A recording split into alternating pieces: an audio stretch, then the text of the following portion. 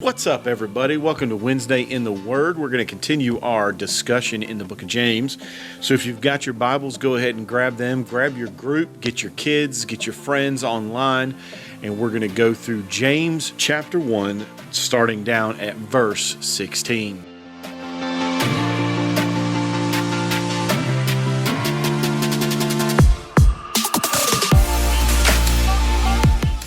So hopefully you've got your group, you've got your Bibles, you got your notebooks, and you're ready for discussion tonight. So let's go ahead and jump into James chapter 1, starting with verse 16.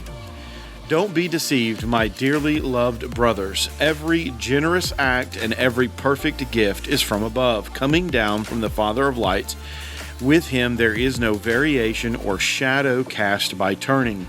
By his own choice, he gave us a new birth by the message of truth, so that we would be the first fruits of his creatures. So there's only going to be one discussion question this week that I'm going to give you guys to talk about, but it's going to be a pretty good one and probably take you guys a little longer than normal to discuss it. So let's look at this passage today and see what it has to say to us. First of all, James is talking to us in verse 16 and 17 about how every generous act and every perfect gift is from above. Now, what is James talking about? He's talking about everything good that we have in our lives comes to us from God. God is the author of all of the blessings that we have in our lives. God's the author of all the good things that we have in our lives. And while, yes, God does send trials our way, which James talks about at the beginning of this chapter, James also wants to remind us about all the good things that we get from God as well.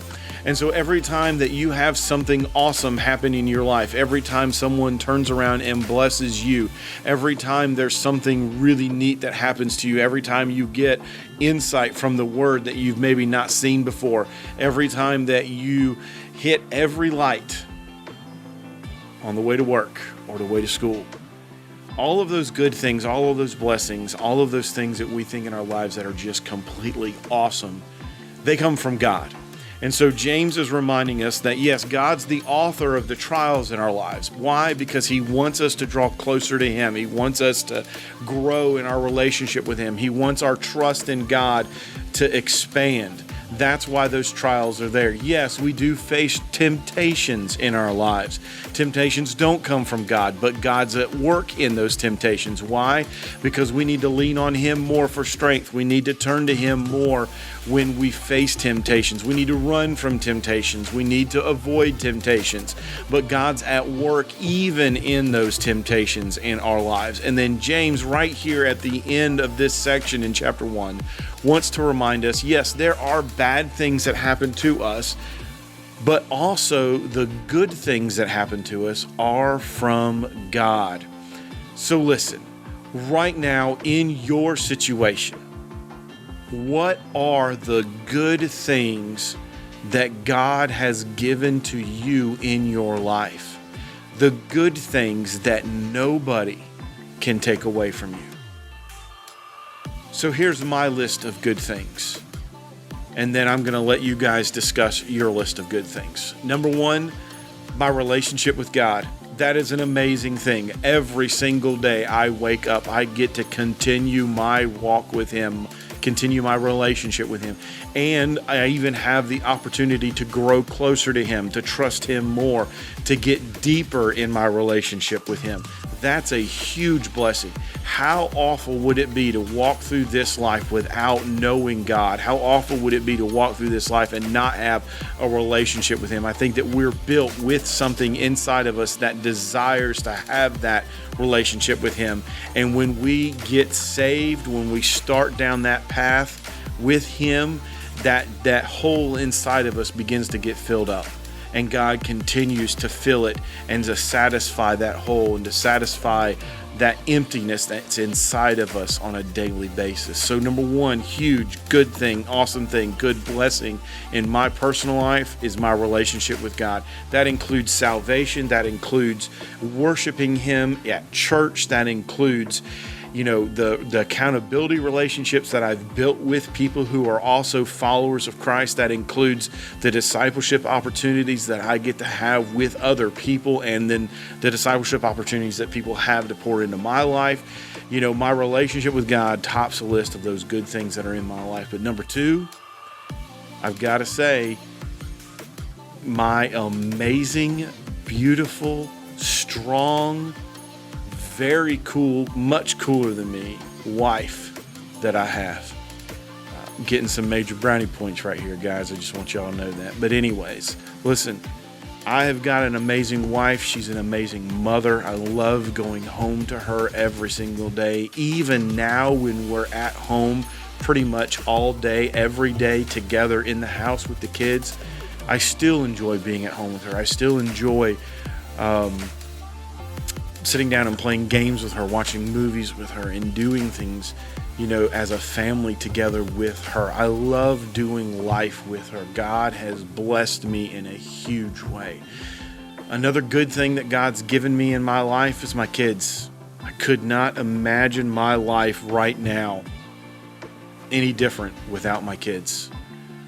I love seeing them grow up. I love seeing them become the person that God's created them to be, to discover the talents and the gifts that they have. I love watching them learn new things. I love watching them in their relationships with their friends. We're not talking about boyfriends yet, because those things we're keeping boys away still till they're about 23, maybe 30. Anyways, but I love my kids. I love my 2 girls. I love doing life with Chrissy and with Jordan and Madison. Those are 3 huge blessings that God has given me that nobody can take away. What are some other good things that are in my life? An amazing church family.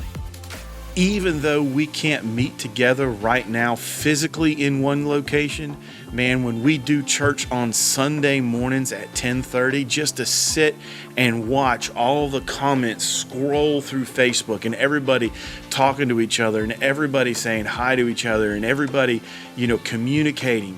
I love to see that. I love to experience that. And while we are not physically together, we are together in our hearts. We are together worshiping God. We are together online.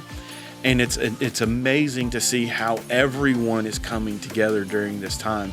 And I think that's just because of the relationships that we have with each other, and how amazing, not amazing that Concord's amazing, but amazing the church is, because we can come together because we have one common thing, one common goal in life, and that's God.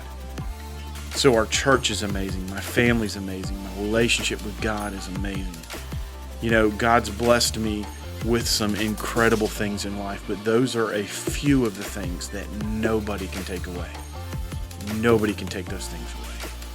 So right now, with you and your group, your small group, whether it's some of your friends that you're watching this maybe online and you're all FaceTiming each other, or maybe you're sitting down as a family and you guys are watching this, this is what I want you guys to do. As soon as we cut the video off and we're done, I want you and your family, or you and your group, to go through and list the amazing good things that God has done for you.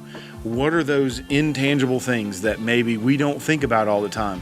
What are those things that God's given us that nobody can take away? What are those things that God's done for us that just blew our mind, or things that we didn't expect? One of my favorite things, and I didn't mention this, but I'll mention it now. One of my favorite things to do when we're at Camp Caswell is go out and watch the sunrise. And God gives us those kinds of things on a daily basis as well. So what are the good things in your life that God has given you? In the midst of this trial, that we've still got, 20-something days left to go before the possibility of this getting out possibly is there.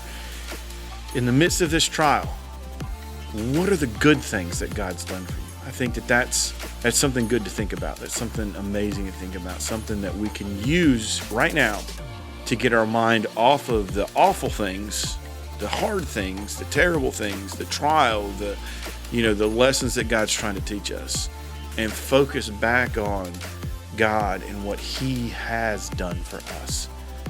So, what are the good, awesome things that God has done for you? And how can you share those things with someone who may be trying to find out more about God in their life. Hey, thanks for watching this week. Come right back here later on tonight. Pastor Tom, I believe at 6:30, is going to be doing his lesson right here on Facebook and YouTube as well. And I know that he's got an amazing, awesome message that goes with this week of Easter for us. And then this coming Sunday is Easter. And so we're going to be having a huge big time service online. So get ready for that. And then Pastor Andrew and I have got something special for families Sunday night. Starting at, and he's sitting right over there. So I'm going to ask him starting at what time we're going to do 5:30, 6 o'clock, starting at 6 o'clock on Sunday night. So you heard it here first. This coming Sunday night, big, huge Easter thing for families, 6 o'clock. And then, we've got a huge treat for y'all. Chrissy would be like, Dan, just shut it off right now.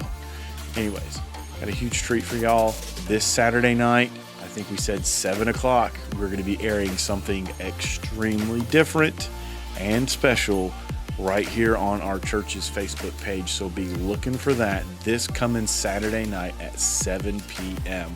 We will be going live with this, and we want y'all to enjoy as much as we have what y'all are going to see this Saturday night. So right now, stop the video and discuss as a family what are the amazing good things that God has done for you.